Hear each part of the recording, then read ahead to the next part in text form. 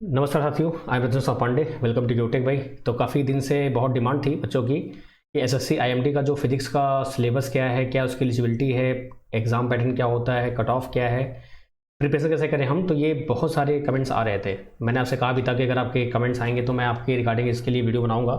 थोड़ा डिले हुआ है वीडियो बनाने में, लेकिन कोई नहीं, क्योंकि अभी तो फॉर्म आपका सितंबर में आने वाला है। तो आइए शुरू करते हैं। तो यहाँ पर देखिए, थोड़ा कोई लग रहा होगा सर यहाँ पर 2022 लिखा है आपने और 2017 लिखा हुआ आपने, ऐसे कैसे। सो 22 ये आपका जो वैकेंसी आने वाली है सितंबर में, ये इसके लिए लिखा है मैंने। और 17 में आपकी जो वैकेंसी आई थी, तो जो एलिजिबिलिटी वॉटेवर जो भी आपका है, ये मैं 17 के रिगार्डिंग बात करूंगा। बाकी 22 में जो आपका वैकेंसी आने वाला है वो आपका, ठीक है, उसके लिए ये है। तो इसलिए कंफर्म होता ना कि 17-22 क्यों लिखा हुआ है। तो जो eligibility, syllabus, pattern, cut off, whatever जो भी है वो 17 के हिसाब से रहेगा आपका। और 22 को आपका जो वैकेंसी आने वाली है वो हम बात करेंगे। एक बात और है, सिलेबस वगैरह आपका सेम रहता है हमेशा, उसमें कोई दिक्कत नहीं आती है। और एलिजिबिलिटी आपका फिजिक्स का है, बीएससी फिजिक्स आपका है, तो कोई दिक्कत की बात इसमें रहती नहीं है। और जो भी बच्चे इलेक्ट्रॉनिक्स के हैं, आपके जो फ्रेंड हैं, मैं ऑलरेडी इसका एक वीडियो बना चुका हूँ इलेक्ट्रॉनिक्स एंड टेलीकम्युनिकेशन पे, वो भी आपका इस चैनल पे अवेलेबल है। तो अपने दोस्तों को बता दीजिएगा, ठीक है। और चैनल पे अगर नए हैं तो सब्सक्राइब जरूर कर लीजिएगा। फिजिक्स का भी कंटेंट यहाँ आपको मिलने वाला है। आइए शुरू करते हैं अपनी वीडियो। तो जैसे कि आप जानते हैं कि आपका जो ये डेट है, ये आपका एसएससी का एग्जामिनेशन जो आपका कैलेंडर इशू हुआ था 6 जुलाई को, आपका 15/9/2022 से फॉर्म आपका आएगा और 3/10 तक फॉर्म फिल किया जाएगा। 15/9 समझ रहे हैं आप, सितंबर में आपका फॉर्म आएगा, 3/10 तक फिल किया जाएगा। और दिसंबर में इसका टेंटेटिव डेट रखा गया है किसका, सीबीई का, कंप्यूटर बेस्ड एग्जामिनेशन का, यानी कि इसमें कंप्यूटर बेस्ड आपका एग्जाम होगा। और सितंबर में इसकी जो नोटिफिकेशन है आपका फॉर्म वो आ जाएगा। तो अगस्त सितंबर, यानी कि दिसंबर में अगर एग्जाम का है तो 5 महीने आपके पास अवेलेबल है। और 5 महीने आपका सफिशिएंट है तैयारी करने के लिए। सभी बात होंगी, तैयारी कैसे करना है आपको, कौन कौन से मटेरियल आपके पास अवेलेबल रहेंगे, कहाँ से क्लासेस आपको मिलेंगी, हर एक चीज़ बात करेंगे। बस बने रहिएगा। फिजिक्स वाले जो बच्चे हैं मैं उनकी बात कर रहा हूँ। बाकी अगर आप इलेक्ट्रॉनिक्स से बिलोंग करते हैं, कंप्यूटर से बिलोंग करते हैं, तो आपके लिए वीडियो ये नहीं है। उसके लिए मैंने अलग से वीडियो बना रखी है, वहाँ जाकर देख सकते हैं, ठीक है। बात करते हैं अगेन वही आपका 17 में क्या आपका प्रोसेस था, सब कुछ देखते हैं हम लोग। तो आपका ये जो एग्जाम डेट था वो 20 से 27 था आपका, 4/8 को क्लोजिंग था आपका। हाँ, एक बात और, फिजिक्स का जो प्रीवियस पेपर है मैं आपको सॉल्व करा दूंगा। तो आपकी डिमांड पे डिपेंड करता है कि हाँ सर सॉल्व कराना है, तो मैं आपको सॉल्व जल्दी करा दूंगा। जब भी आप कहेंगे आपको मैं वो फिजिक्स का जो प्रीवियस पेपर है, कितने नंबर, कितने क्वेश्चंस आए थे, किस किस टॉपिक से आए थे, ईच एंड एवरीथिंग मैं आपको प्रॉपरली एक्सप्लेन कर दूंगा, ठीक है। तो आपकी जो वैकेंसीज थी प्रीवियस ईयर में, आपका 1102 वैकेंसी थी आपकी। और रिजर्वेशन जो आपका था वो SC/ST OBC का वो एज वेल रहता ही रहता है आपका। जो आपकी एज लिमिट है वो 30 ईयर होनी चाहिए, यानी कि आपका जो 4/8, यानी कि आपका जब फॉर्म आपका हुआ था तभी आपका ये लिया गया था। तो वैसे आपका सितंबर में फॉर्म आ रहा है, तो आपका सितंबर से ही फॉर्म लेंगे। जनरली होता क्या है, जनवरी होता है और जुलाई होता है, लेकिन इसमें आपका अभी 30 तक लिया गया है आपका, यानी 4 आपका जो 8 अगस्त में आया था वह वैसे जुलाई में सितंबर में आने वाला है, तो आपका तभी रहेगा। अच्छा, इस बार और भी ये भी बताएगा कि एसएससी वाले जो एग्जाम में आपका जो है एज में आपको थोड़ा सा रिलैक्सेशन देंगे जस्ट बिकॉज ऑफ कोविड की वजह से, ठीक है। तो आपको एज मिलेगा जब वो नया आपका नोटिफिकेशन आएगा, उसके रिगार्डिंग हम बात करेंगे, ठीक है। बात करते हैं अब मेन है एजुकेशनल क्वालिफिकेशन। कई बच्चे बोलते हैं सर बीएससी मेरा 2 साल था, 1 साल नहीं था। कई बच्चे बोलते हैं सर मेरा फर्स्ट ईयर में था फिर नहीं था। बीटेक वाले बोलते हैं सर हमारे बीटेक फर्स्ट ईयर में था फिजिक्स उसके बाद नहीं था। तो मैं आपको पहले बता दूं, बीएससी विद फिजिक्स मतलब कि यहाँ जो बोला गया है विद फिजिक्स 1 सब्जेक्ट, ये 3 ईयर्स पूरा होना चाहिए आपका। बाकी आपका 2 साल है, 1 साल है, जो भी है, जब तक इसका ऑफिशियल नोटिफिकेशन नहीं आता है तब तक आपको क्लैरिटी इसमें नहीं मिलेगी, क्योंकि नंबर उसमें दिया जाएगा। नंबर से आप कांटेक्ट करेंगे तो बात करेंगे तो वहाँ पे क्लैरिटी आपको मिलेगी। फिलहाल जो बीएससी फिजिक्स जिनका 3 साल का है उनका कोई लोड नहीं है, कोई टेंशन नहीं है, वो आराम से फॉर्म फिल कर सकते हैं। बाकी जिनके में थोड़ा सा दिक्कत ऐसी होती है तो वो आराम से आप देख सकते हैं। बाकी अगर देखा जाए तो बेसिक जो आपका होता है मैथ, फिजिक्स, केमिस्ट्री मेनली रहता ही आपका है। फर्स्ट ईयर में, सेकंड ईयर में, थर्ड ईयर में क्या करते हैं आप लोग, एक सब्जेक्ट को छोड़ देते हैं। तो उसके रिगार्डिंग भी बात होगी, उसमें वो क्लैरिटी पूरी देंगे, डोंट वरी अबाउट दैट। लेकिन यहाँ पे मुद्दा ये है कि उन्होंने बोला हुआ था कि आपका 10+2 होना कंपलसरी है। 10+2 अगर नहीं है तो मामला गड़बड़ है। 10+2 होना कंपलसरी है और बीएससी के लिए 10+2 आपका रहता ही रहता है। आप नहीं, आपका बिना 10+2 कर भी नहीं पाएंगे बीएससी, सिंपल सी बात है। तो उन्होंने स्पेशली एक नोटिस निकाला था इसके रिगार्डिंग, क्योंकि ये क्यों निकाला था उसका रीजन था, क्योंकि इलेक्ट्रॉनिक्स जो टेक्निकल आपका या कंप्यूटर साइंस जो आपका होता है उसमें आपका डिप्लोमा देन डिग्री होता है। बहुत सारे बच्चे 10th के बाद डिप्लोमा कर लेते हैं पॉलिटेक्निक के थ्रू, तो उसके लिए था। बाकी आपके लिए तो कोई दिक्कत ही नहीं है। क्वालिफाइंग डिग्री और diploma is the listed discipline must be of 3 years duration after 10+2, यानी कि 10+2 के बाद आपका 3 ईयर का जो भी डिग्री आपका डिप्लोमा जो भी है आपको 3 साल का होना कंपलसरी है। बीएससी डिग्री 3 साल की होती है, 4 साल बीटेक होता है, तो वो तो अलग बात है। बात समझ आई? तो ये आपका पूरा मोटो है जो भी आपका था, इन्होंने पहले क्लियर किया था। 10+2 होना कंपलसरी है, दैट्स इट। बाकी बीएससी आपका 2 साल था, 3 साल था, व्हाटएवर जो भी रहेगा आपका, वो जब आपका सितंबर में नोटिफिकेशन आ जाएगा तभी आपको क्लैरिटी मिलेगी इस रिगार्डिंग, क्योंकि वहाँ पे फिर हेल्पलाइन नंबर देंगे वो आपको, ठीक है।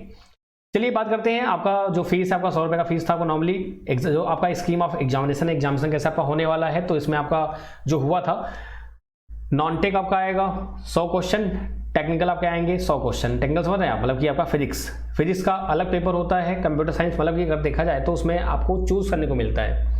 पार्ट 2 में आपको चूज करने को मिलता है कि फिजिक्स करना है आपको, कंप्यूटर साइंस करना है या ईसी करना है। तो जिसमें आपकी डिग्री या डिप्लोमा है उससे ही आप करिएगा चूज। ऐसा नहीं कि आपने बीटेक किया हुआ ईसी से और आप फिजिक्स चूज कर रहे हैं, नहीं, फिजिक्स वाले फिजिक्स चूज करेंगे, डीवी में आपको दिक्कत आएगी, फिर ऐसा पॉसिबिलिटी रहती है। तो इसलिए हाँ, एक बात और ये भी है कि आपको बस फिजिक्स है तो फिजिक्स ही देना पड़ेगा, कंप्यूटर साइंस और ये ईसी आपको नहीं देना है।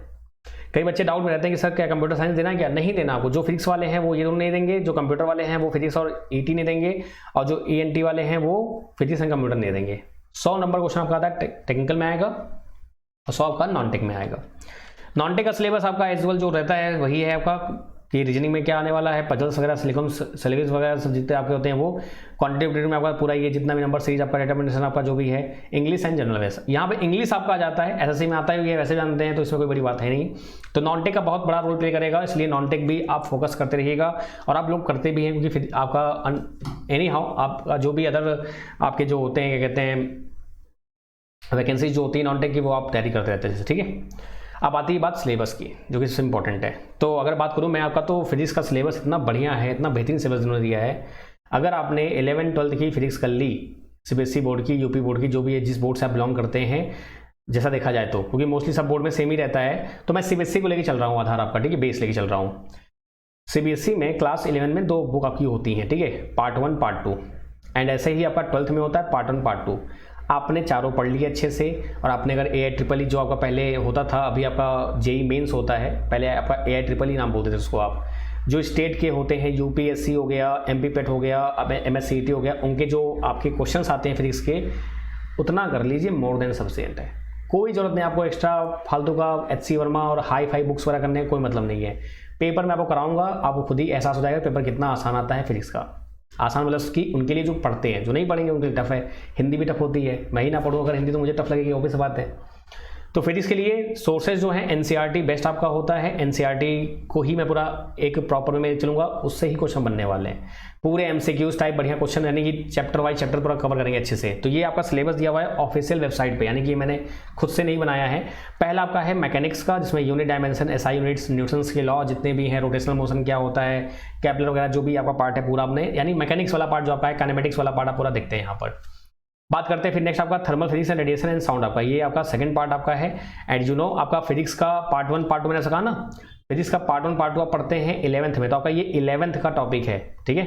ये आपका 11th में आप पढ़ते हैं पूरा थर्मोडायनेमिक्स का जो भी होता है, आपका जीरो लॉ क्या होता है, आपका फर्स्ट लॉ क्या होता है, मैक्सवेल इक्वेशन क्या होती है, आपका गैसेस रिलेशन जो भी आपका होता है पूरा चीज़, और आपका फिर वेव एंड ऑसिलेशन आपका, ये आपका फिजिक्स का पार्ट है जो कि आप 11th में पढ़ते हैं, और इसको हम ऐसे ही प्रॉपर्ली कवर अप करने वाले हैं। बात करते हैं ये जो आपका ऑप्टिक्स है, ये आपका 12th में आता है, 12th में फिजिक्स पार्ट 2 में आता है ये। तो पार्ट 2 का मतलब नहीं है, लेकिन हाँ जैसे मैंने बोला तो आप ढूंढेंगे ना उसको, भाई सर कहाँ है, तो पार्ट 2 में आपका NCERT बुक खोलेंगे तो वहाँ पे आपको ऑप्टिक्स मिलेगा।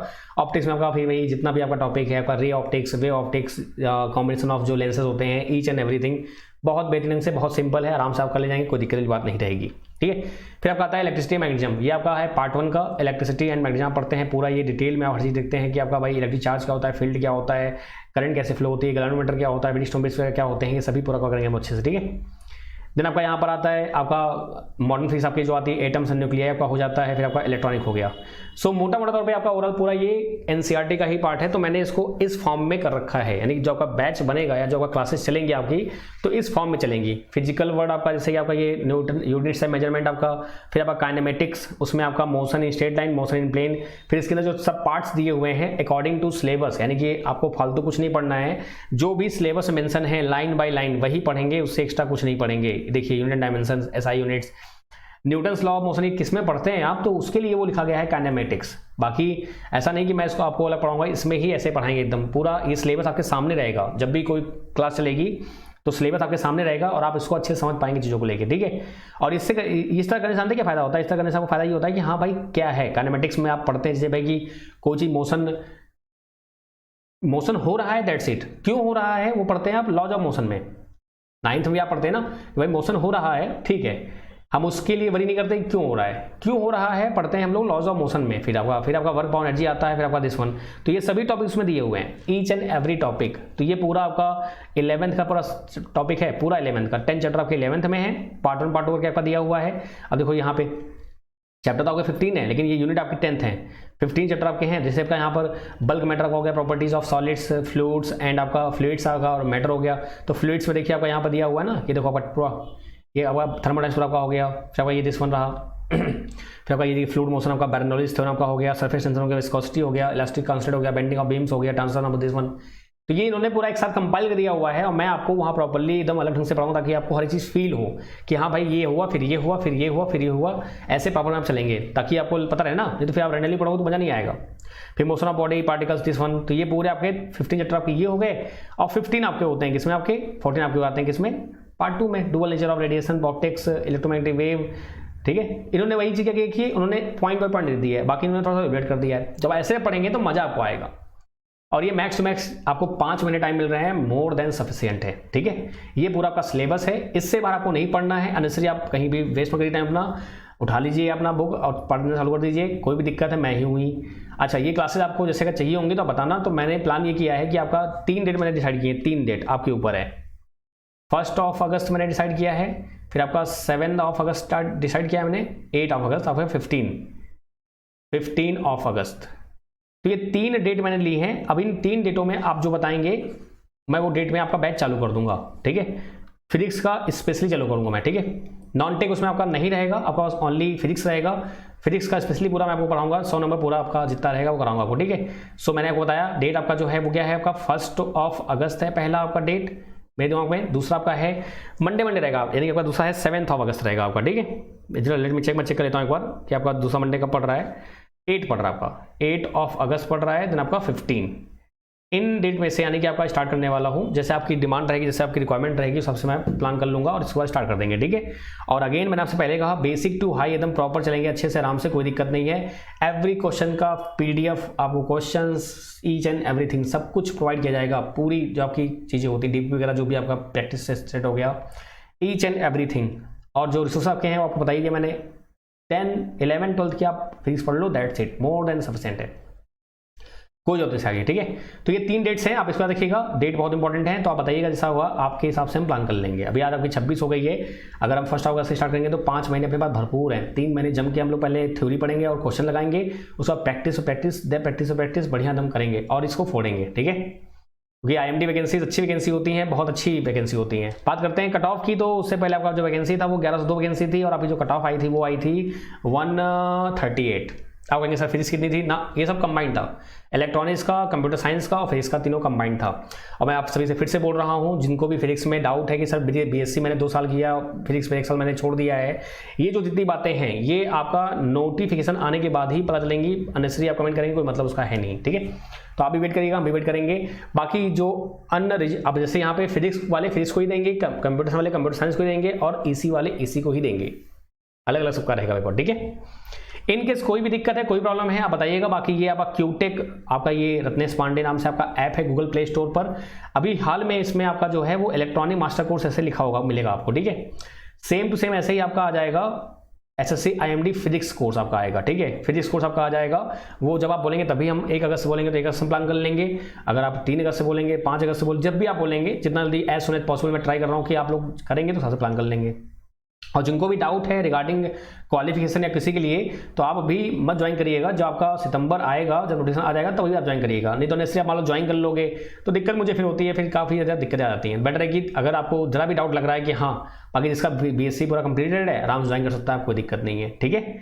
तो ऐसे ही आपका अभी तो ये इलेक्ट्रॉनिक मास्टर कोर्स आपका अलग से बना हुआ है, आपका अलग से ही बन जाएगा आपका। तो वहाँ पे डेमो के लिए भी मैं रखूंगा चीज़ों को, बाय नाउ के लिए ऑप्शन रहेगा। फीस आपकी ऐसे ही रहेगी, 1 मंथ की 1000, 3 मंथ की 2000, 6 मंथ की 3000 एंड 12 मंथ की 4000, बिना किसी दिक्कत के। तो वो जब आपका बैच लाइव हो जाएगा तो मैं आपको करा दूंगा, डोंट वरी अबाउट दैट, ठीक है। सॉरी। और ये उसका ऐसा इंटरफेस रहेगा, आपको क्लास रहेगी, क्लास आपको पीडीएफ मिल जाएगा, ठीक है, क्लास रहेगी उसका आपको पीडीएफ मिल जाएगा, ठीक है। ये आपकी क्लास है, फिर आपको पीडीएफ। भाई कोई भी दिक्कत है, कोई भी समस्या है, feel free to ask. Class को जितना हो सके मैक्सिमम आप कीजिएगा। जो भी आपके फिजिक्स के फ्रेंड हैं, जो भी आपके दोस्त पढ़ रहे हैं फिजिक्स, और फिजिक्स में बहुत सारी अपॉर्चुनिटीज़ हैं, ऐसा नहीं बस यही है आईएमडी आपका, बहुत सारी अपॉर्चुनिटीज़ हैं। जो भी जितना हो सकता है बेस्ट वे में आपको मैं प्रोवाइड कर दूंगा। वैसे देखा जाए तो बेसिक फिजिक्स आपका थोड़ा सा उसमें टॉपिक्स अलग अलग होते हैं, काफ़ी चीज़ें अलग होती हैं, लेकिन ये जो आपका है मोर देन सफिशिएंट है। पेपर इसका मैं आपको सॉल्व कर दूंगा संडे को। संडे समझ रहे हैं आप, जो संडे आपका ये आने वाला है, इस संडे हम लोग इसको सॉल्व करा देंगे, जो आपका पेपर इसमें आने वाला है, ठीक है, यानी कि आपका 31 जुलाई को, जैसा आप कहेंगे। अगेन 31 जुलाई को इस वीडियो को जितना आप शेयर करेंगे ताकि बच्चे ज़्यादा जुड़ सकें, ज़्यादा समझ सकें। हाँ, एक बात और कि आप टेलीग्राम लिंक जो दिखा है आपको, रत्नेश क्यूटेक का जो ये टेलीग्राम लिंक है, आपको मैं कमेंट्स में पिंग कर दूंगा। और कोई भी दिक्कत है आप नंबर मुझे मैसेज कर सकते हैं, कोई भी समस्या है, कोई भी दिक्कत है, फील फ्री टू आस्क। आप लोगों का ग्रुप बना दूंगा मैं फिजिक्स का अलग से, ताकि आप लोगों को कोई दिक्कत ना हो। Okay, thank you so much guys, have a great day. बाकी लाइक शेयर सब्सक्राइब करिएगा अगर आप नए हैं तो, बाकी आपके दोस्त हैं तो उनको भी आप बोलिए सब्सक्राइब करने के लिए, ताकि आपको फिजिक्स रिलेटेड या जो भी आपके टॉपिक्स रिलेटेड जो भी चीज़ें हैं आपको मिलती रहें। एक बात और है, ऐप पर आपको क्लासेस रिकॉर्डेड मिलती हैं, लाइव मिलती हैं, हर एक चीज़ मिलेंगी, कोई दिक्कत की बात नहीं है। बाकी अगेन कोर्स आपका जो रहेगा वो 1 अगस्त में हम लोग प्लान करते हैं कि आपको जल्दी जल्दी शुरू कर दें। और रिगार्डिंग एलिजिबिलिटी जो भी दिक्कतें हैं, नोटिफिकेशन आपका आ जाएगा तो क्लैरिटी आपको और अच्छे से हो जाएगी, समझे, ठीक है। चलिए, कोई दिक्कत किसी समस्या हो तो बताइएगा जरूर। और भी कुछ पूछना हो तो आप पूछ सकते हैं, बस मुझे आप मैसेज करिए, नंबर मैंने आपको दे रखा है, कोई दिक्कत नहीं है। टेलीग्राम लिंक पे जरूर जुड़ जाइएगा, क्योंकि वहाँ पे अपडेट आपको मिलती रहेंगी, जो भी चीज़ रहेंगी। Okay, thank you so much guys, have a great day, bye bye, take care. एक बात और है, हाँ, डाउट क्लियर सेशन आपका जो होता है ना, उसके लिए भी मैं ग्रुप बनाता हूँ, वहाँ पे मैं आपको डाउट्स जो भी रहते हैं क्लियर करता हूँ मैं, ठीक है। चलिए, bye bye, take care, share subscribe जरूर करिएगा, भूलिएगा नहीं। बाय बाय, ध्यान रखिए अपना।